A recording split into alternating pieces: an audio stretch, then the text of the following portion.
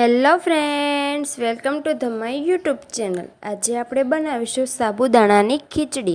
તો વિડીયો ચાલુ કરતાં પહેલાં જો તમે મારી ચેનલ સબસ્ક્રાઈબ ના કરી હોય તો યુટ્યુબ પર જઈને સબસ્ક્રાઈબ કરો, જેથી મારા અવનવા વિડીયો આપ સુધી પહોંચી રહે અને આપ મારી રેસીપીનો આનંદ માણી શકો।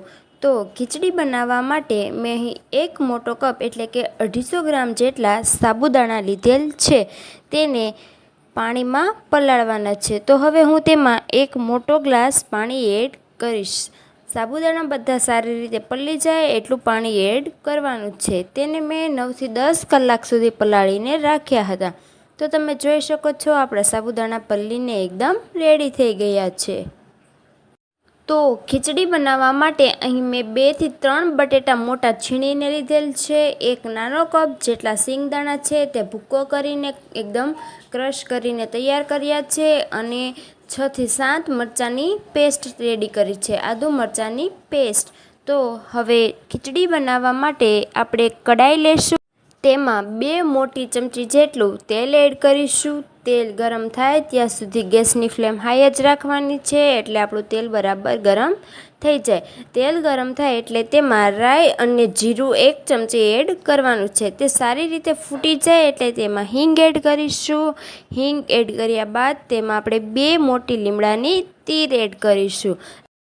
હવે તેમાં 1 ચમચી હળદર એડ કરીશું। હળદર તેલમાં એડ કરી દેવાથી હળદરનું કાચું ફ્લેવર છે તે ખીચડીમાં રહેતું નથી। હળદર એડ કર્યા બાદ હવે આપણે જે છીણીને બટેટા તૈયાર કર્યા હતા તે એડ કરીશું। મેં અહીં 3 બટેટા મોટા છીણીને એકદમ ઝીણા ક્રશ કરી લીધા છે। તમે ચાહો તો કટકા પણ કરી શકો છો, પણ છીણેલા બટેટા એકદમ ખીચડીમાં ભળી જાય એટલે મેં તેને છીણીને લીધેલ છે। તો હવે બટેટા એડ કર્યા બાદ તેને સારી રીતે મિક્સ કરી લેશું। આપણા બધા જ બટેટા ચડી જાય ત્યાં સુધી ગેસની ફ્લેમ હાઈ રાખીશું અને તેલ બધું જ ઉપર આવી જાય એટલે આપણા બટેટા ચડીને તૈયાર થઈ ગયા છે। તો તમે જોઈ શકો છો તેલ બધું જ ઉપર આવી ગયું છે। હવે તેમાં એડ કરીશ આદુ મરચીની પેસ્ટ।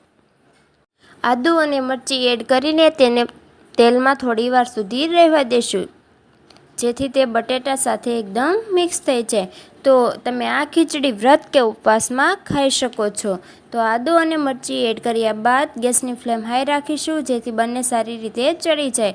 તો તમે જોઈ શકો છો આપણું આદુ મરચી ચડીને એકદમ રેડી થઈ ગયું છે। તો હવે હું તેમાં એડ કરીશ સિંગદાણાનો ભૂકો, જે આપણે ક્રશ કરીને રાખ્યો હતો, તે એડ કરીને તેને સારી રીતે મિક્સ કરી લઈશું। તો તમે જોઈ શકો છો આપણી ખીચડી એકદમ ચડવા માંડી છે। હવે તેમાં એડ કરીશું મસાલા। તો 1 ચમચી જેટલું મીઠું એડ કરીશું, 1 ચમચી જેટલી ખાંડ એડ કરીશું। ખાંડ ઓપ્શનલ છે, તો તમે તમારા ટેસ્ટ પ્રમાણે નાખી શકો છો। તમને ગળ્યું પસંદ હોય તો તમે ખાંડ એડ કરી શકો છો। તો હવે તેમાં એડ કરીશું સાબુદાણા, જે મેં 9 થી 10 કલાક સુધી પલાળીને રાખ્યા હતા।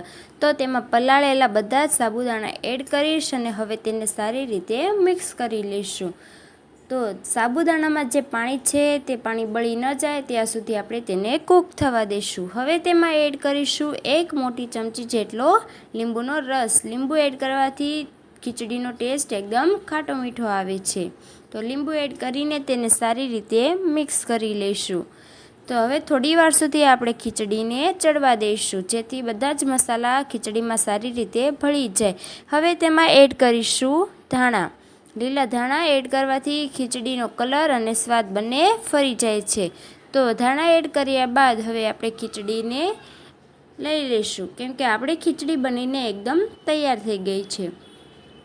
તો ફ્રેન્ડ્સ, તમને આ સાબુદાણાની ફરાળી ખીચડીની રેસીપી કેવી લાગી તે તમે અમારા કોમેન્ટ બોક્સમાં જણાવો અને અમારી ચેનલને લાઇક, શેર અને સબસ્ક્રાઈબ કરો, જેથી મારા અવનવા વિડીયો આપ સુધી પહોંચી રહે। તો હવે એકદમ રેડી છે આપણી ફરાળી અને ટેસ્ટી ફૂલ સાબુદાણાની ખીચડી। તો friends, please subscribe my YouTube channel and like, share and subscribe, please. Thank you for watching my video.